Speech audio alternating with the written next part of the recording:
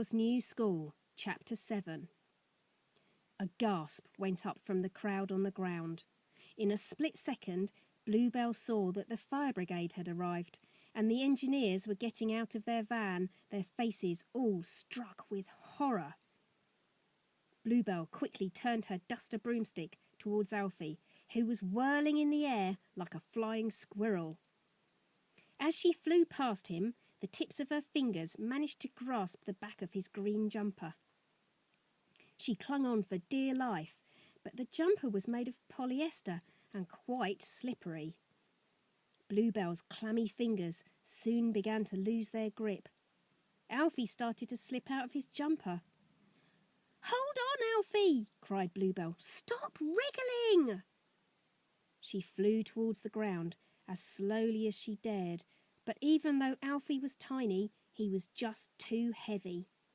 He fell the last few meters like a stone. There was a terrible silence as Alfie fell and bounced off the playground. Everyone crowded round him to have a better look. Mr. Fiddlefaddle elbowed his way into the throng and tried to get the children to stand back. Bluebell landed the feather duster behind the crowd. She imagined Alfie's crumpled little body like a jam sandwich splattered on the floor.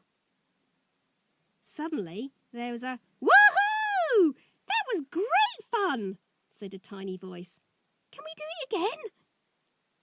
Bluebell pushed her way to the front of the crowd and saw Miss Crisp clasp a "perfectly all right, Alfie," alternately hugging him tightly and then propelling him away to shake him robustly by the arms.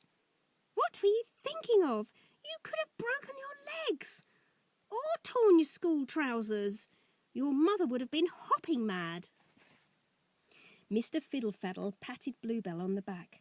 "Well done, Bluebell. Why didn't you tell us you could fly? We could have asked you to wash the school windows whilst you're up there," he joked. Robin tugged at Bluebell's sleeve. "Hey, we didn't know you were a witch. That's so cool," she said. "Well, I was trying to give it up. I longed to see what it was like being normal. I wanted to be like you, really," said Bluebell. "Be like me? But I'm so boring." "Normal isn't all it's cracked up to be."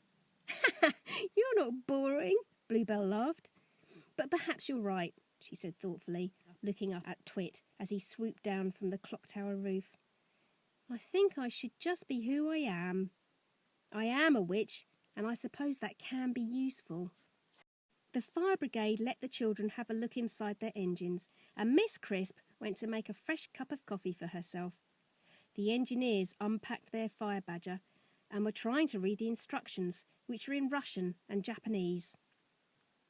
Bluebell noticed Mr. Fiddlefaddle appear from the cloakroom, his face the colour of a squashed tomato. "Where's Alfie Spinblast?" he wailed. "And who's written 'Alf was here' on the wall?" The end.